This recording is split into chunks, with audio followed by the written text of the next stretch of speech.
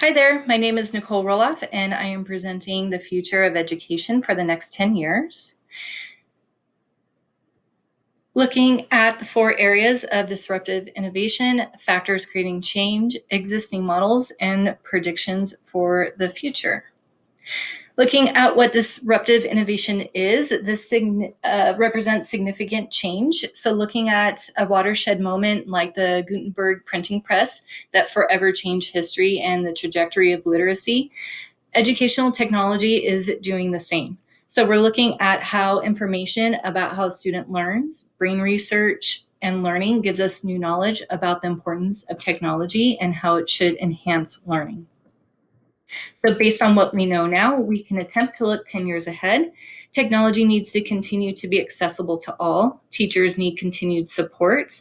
And looking at applications such as augmented reality, virtual reality, these are things that we use today and they involve interconnectedness. In the next 10 years, we're going to continue to use these and they will be more widespread and used to enhance learning. Some factors creating change. The world is in constant motion and society changes as well. So as students increase their screen time and the schools increase testing to meet accountability, we need to meet these changes.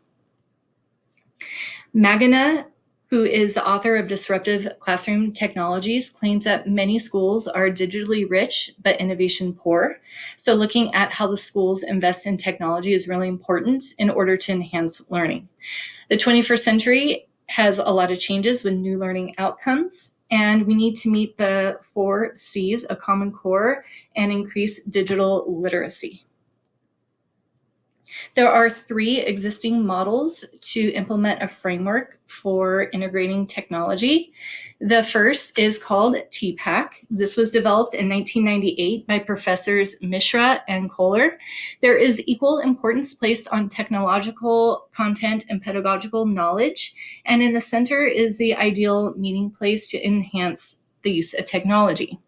According to Magana, there are some drawbacks, such as teachers are usually well-trained in content and pedagogy, but not with technology. So there is a need to increase that area. And this model also lacks development for the teacher as far as scaffolding. The next model is a SAMR model developed in 2013 by Dr. Puente Dura. And it's a framework that has 4 levels, and the goal is to reach the transformation area of redefinition. And some pros and cons is that this does provide the scaffolding for teachers, but it's not focused on pedagogy, content, teaching, or learning. It's a model that, in fact, can be used for anything. And looking at these in comparison, the third framework you can see with all the check marks and the attributes will be the T3. And this was developed by Sunny Magana in 2017, and it attempts to address these shortcomings. So he includes a scaffold that is specific for teaching and education and technology. It is used to focus on the value of technology in education. It builds context and provides feedback for teachers so they can reflect and self-assess. So taking all this and looking at some future predictions, teaching and learning will continue to be student-centered. So looking at the learning skills of the 4 C's will be continued and used further with technology. Literacy skills will be improved upon with technology. So looking at information literacy, where students can locate reliable, trustworthy sources. They can decipher fact from misinformation and opinion. Information literacy, where they can look at facts and figures. Media literacy, where they can look for publishing information. And technology literacy for understanding the machines themselves. Life skills, where employers are going to look for people to hire who are flexible. They can bounce back from a mistake. They have leadership skills. They take initiative and are self-starters. They're productive and increase efficiency. And they have strong social skills where they can meet and network with others for mutual benefit. And this all comes from the applied educational systems. Accessibility will also be strengthened with the use of technology integration. So looking at technology for all, this is coming from the Brookings Institute. Artificial intelligence and robo-grading will be improved so teachers can spend their time working with the students instead of grading. Global partnerships for education changes with the United Nations, working with the Sustainable Development Goal number 4 and Education 2030 agenda.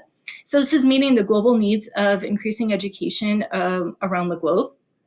Increase access with a plan to implement a vision, design, procurement, use, and continuous improvement for purchasing and implementing technology for those with disabilities. And looking at the impact, looking right now with COVID-19 and moving to distance learning, we see that not all students have equal access. And this is going to be addressed because it's incredibly important. And we need to ensure that no one is left behind because all technology and all accessibility enhances learning for everyone. Thank you so much for your time, and I hope you can use this information to increase the value of technology in education.